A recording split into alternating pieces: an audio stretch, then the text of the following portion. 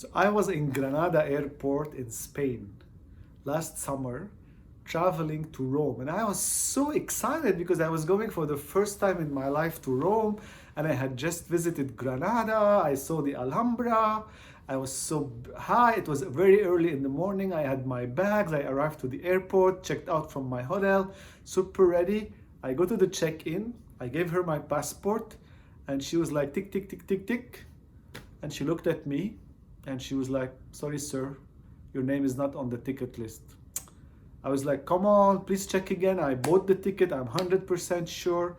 Check again. One more time. She checks her system. She looks at me. Sorry, sir, your name is not here. We need to pass the other passengers. And I was like, give me a seat at least. The plane is full. Just imagine my shock. And I couldn't understand what happened.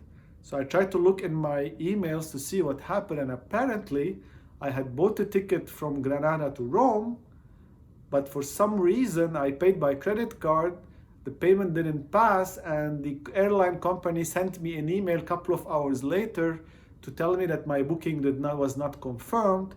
But of course, me traveling in Granada and daydreaming between the Alhambra and watching flamenco show, I absolutely didn't even see the email.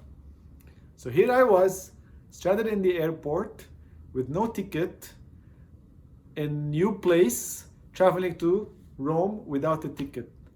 But you know what was absolutely stunning to me in this moment? Is that really I didn't stress at all.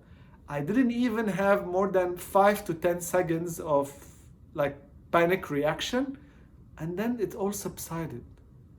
Because I believe everything happens for a reason. So the first thing that came to me was, okay, there must be a reason for this. I don't know it why, and I left. And I realized how far I had come. Because honestly, if that thing would have happened to me, let's say 10 years ago, I would have stressed out on the airport. I would have probably picked up dispute with the lady. How come my name is not there? What kind of the airline? I want to speak to the manager. I would have called the airline. I would have called the bank for why the payment didn't pass. And worse, I would have also probably have had some negative talk in my mind, like, come on, Jihad, how could you like not miss seeing the email? Are you stupid? And I would have like blamed myself for this. And of course, all of that would have made me what? Be in a bad mood. Have a bad day. But now, fast forward, when I was there, it didn't take me more than a few seconds to get back to my balance. And why could this happen? It's because many years ago, when I was facing a challenging moments in my life, and I was trying so hard to do some things, but things were not going my way, and I was discovering the personal development field at that time, I realized how important are my beliefs to determine the way I feel and the way my experience unfolds. So in those days, I was rewiring my own belief system. And one of the beliefs that I chose to have, and I'll tell you what this belief is, I wrote it down. The belief was, I trust that everything happens for a reason, and I trust that everything happens for my best. I absolutely let go of the outcome, and I allow life will. That was my belief. I would repeat it over and over and over. I trust that everything happens for a reason. I trust that everything happens for my best. I wholeheartedly allow life's will to happen. I let go of the outcome. That became my mantra. I had many other beliefs, but that was one of the big ones. Became my mantra. And it has served me so well, honestly, over the last years, because every time I face a change in my life, a change that apparently is not great or I cannot control, rather than go into resistant mode, I directly go into this mantra. I trust that everything happens for a reason. And what does this mantra do? It puts me directly in a receptive mode, and I directly focus on, okay, great, that change happened. I trust this for a reason. I trust this for my best. Now what? I don't lose more than few seconds or few minutes max to get into that state. And so on that day, I took my luggage and I was like, okay, what can I do? The first thing I realized is that, you know what? We haven't had coffee, Gij. That's how I speak to myself. I call myself Gij. I said, you know what? I haven't had my coffee, Gij. Let's just sit down and calm down. It's still early in the morning. So I sit down, I had my coffee, I was in a good mood, and I opened my phone and I was like, okay, great. How can I go to Rome? I couldn't find a plane on that day.